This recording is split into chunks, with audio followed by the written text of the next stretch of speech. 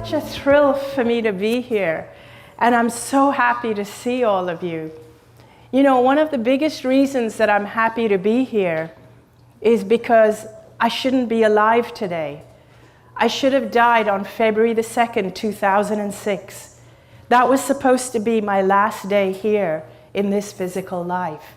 Because on that day, the doctors had told my husband and my family that I only had a few more hours to live. I was dying from end-stage lymphoma, which is a form of cancer of the lymph nodes. I had struggled with cancer for 4 years up to that point. For 4 years, this disease had devoured my body. It had traveled through my lymphatic system. It started with a lump in my neck, and then it spread throughout my lymphatic system. And by that point, by the end of 4 years, I had tumors, some of them the size of lemons, that had spread from the base of my skull, all around my neck, down into my chest, under my arms, and all the way to my abdomen. By that point also, even before I had gone into the coma, my lungs had been filled with fluid. And every time I would lie down, I would choke on my own fluid. My muscles had completely deteriorated, so I weighed about 85 pounds. I looked like just a skeleton with skin on. I had these big, gaping, open skin lesions where the toxins were oozing out of my body. I wasn't able to digest any food. I had a persistent low-grade fever. I couldn't walk because my muscles had been deteriorated, so I was constantly just lying down or being taken around in a wheelchair. I was connected to an oxygen tank all the time. I couldn't breathe without the aid of oxygen.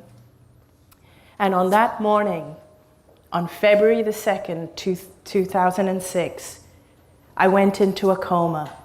The doctors had said these were my final hours because now my organs had shut down. My organs were failing.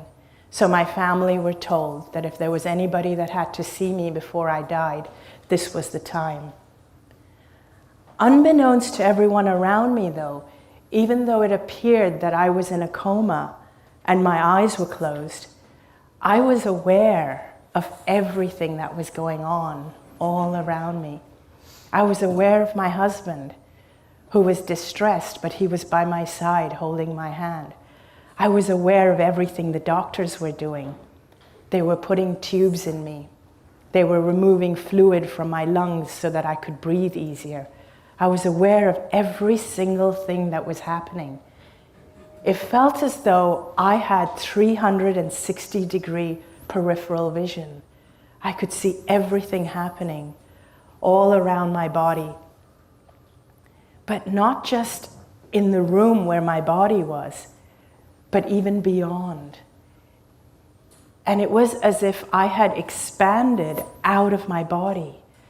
I was aware of my physical body. I could see it lying there on that hospital bed. But I was no longer attached to that body. It felt as though I could be everywhere at the same time. It was like wherever I put my awareness, there I was. I was aware of my brother who was in India. My body, I was in Hong Kong. This was happening to me in Hong Kong. My brother was in India and was rushing to get on a plane to come and see me. He wanted to see me before I took my last breath. And I was aware of that. I felt as though I was with him. I saw him on the plane. And then I also became aware of my father and my best friend, both of whom I had lost. Both of them had crossed over, had died. But I became aware of their presence with me, as though they were guiding me and communicating with me. One thing that I felt in this amazing, expansive state, I felt I was in like a realm of clarity, where I understood everything. I understood why I had cancer. I understood that I was much greater. In fact, all of us are much greater and more powerful than we realize when we're in our physical bodies.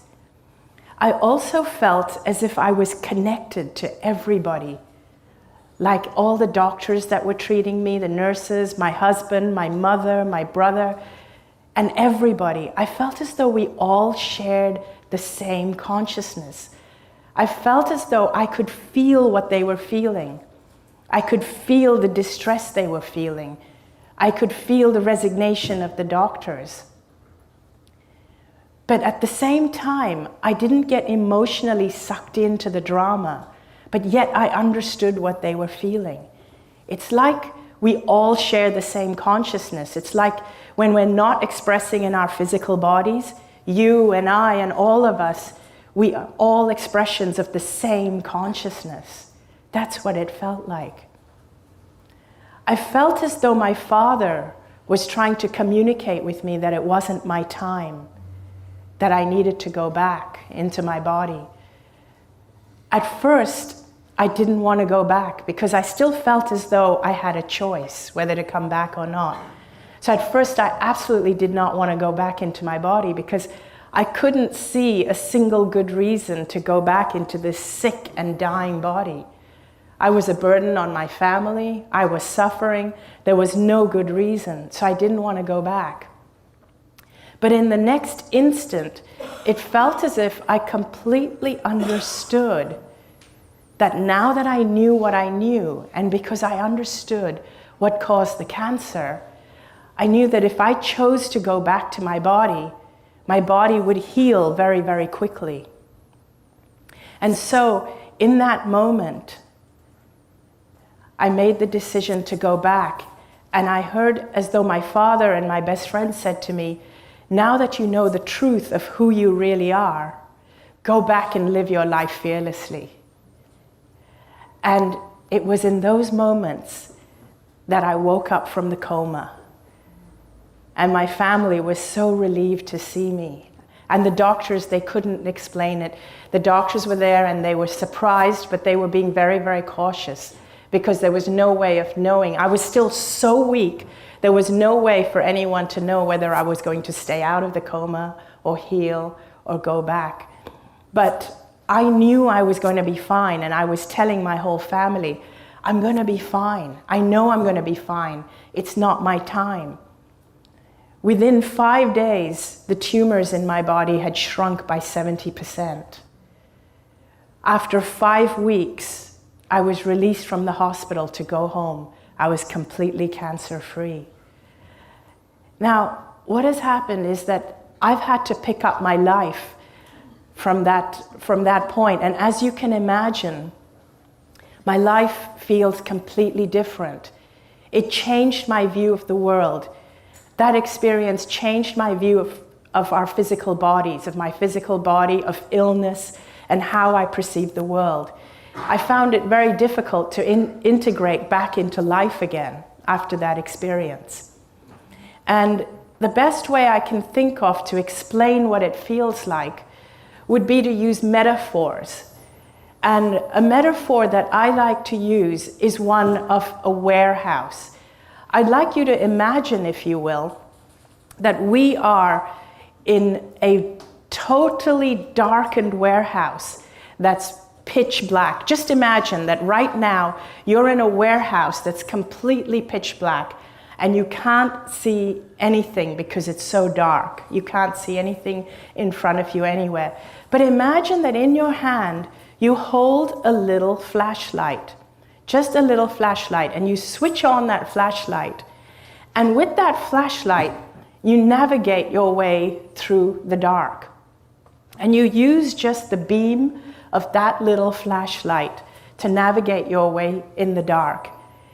And everything that you see in the warehouse is only what you can see with the beam of that flashlight.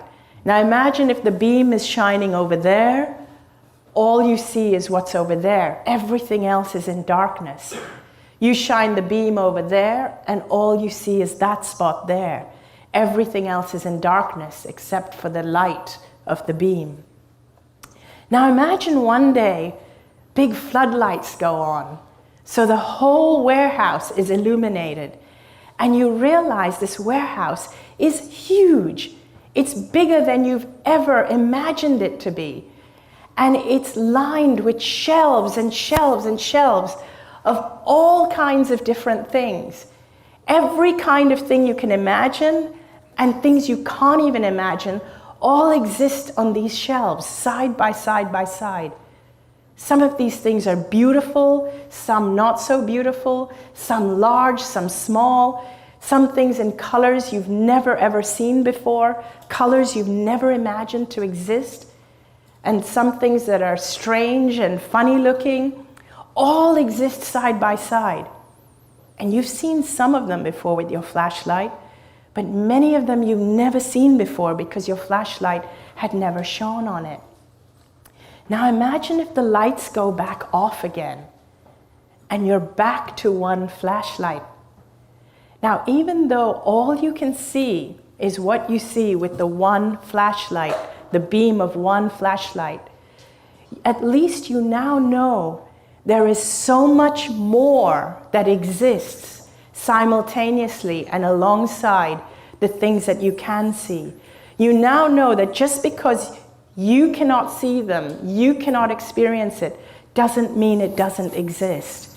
You now know that because you've had that experience. That's what it feels like to me.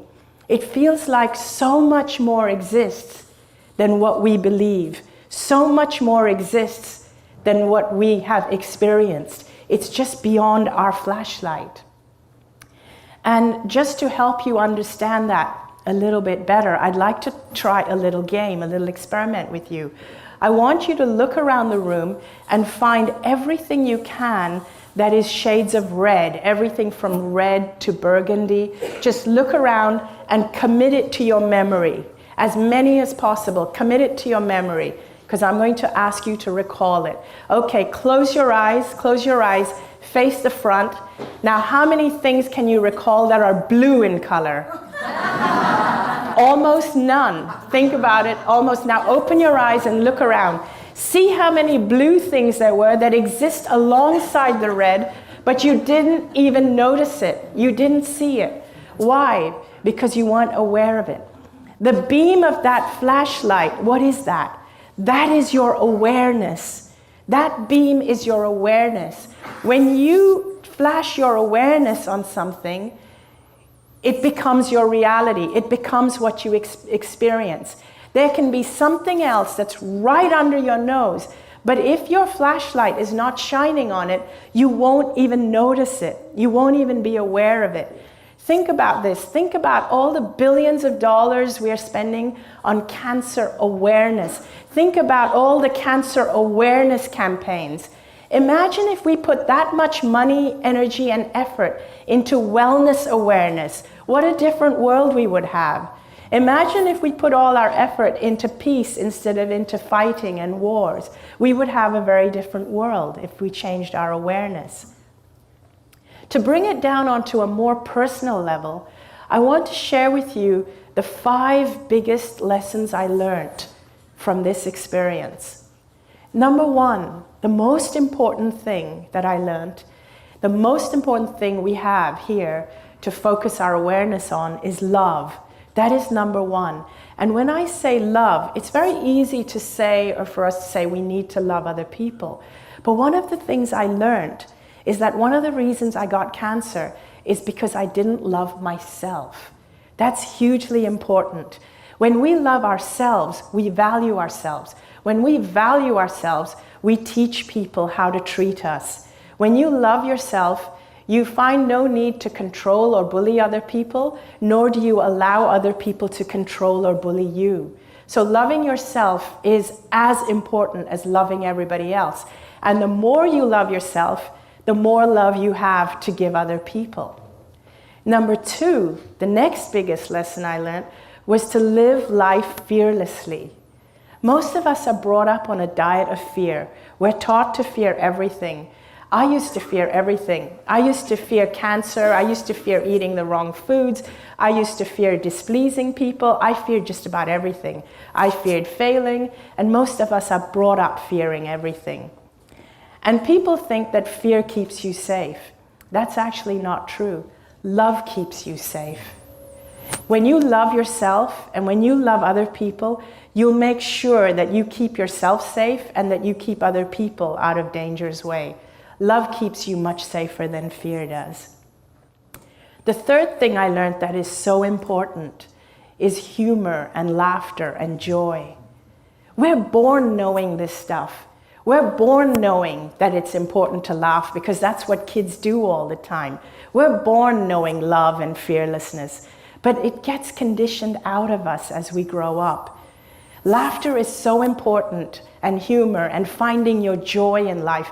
It's more important than any other spiritual activity that you can think of. If we had more laughter, in fact, if even our politicians learned to laugh, we'd have a very different world. And if we had more laughter, you would have less people with illness, you'd need less hospitals, and you'd need less prisons as well. The fourth thing I learned is that life is a gift. It really is. Most of us live our lives as though life is a chore, but it shouldn't be that way. And it's unfortunate that only when we lose something that we value do we really realize the true value of it. And it took me losing my life to realize the value of my life. And I don't want other people to make the same mistake, which is why I'm standing here sharing my message. Because I don't want people to realize when it's too late the value of their life. And your life is a gift. Even the challenges that come to you are a gift. When I had cancer, that was the biggest challenge I could ever have. But today when I look back on it, I feel it's the biggest gift I could have had. People think that the cancer, or even I thought the cancer was killing me. But actually, I was killing myself before I got cancer. The cancer saved my life. All your challenges are gifts. In the end, you will in the end, you will always find that your challenges are a gift. And if you're in a challenge and it doesn't feel like a gift yet, it means you haven't got to the end yet. The fifth and final thing, which is so important that I learned, is that the most important thing for you is to always be yourself. Be as you can be. Shine your light as brightly as you can. Embrace your uniqueness. Just realize who you are, get to know who you are, love yourself unconditionally, and just be yourself. And with those 5 things, I invite you to go and live your life fearlessly. Thank you very much.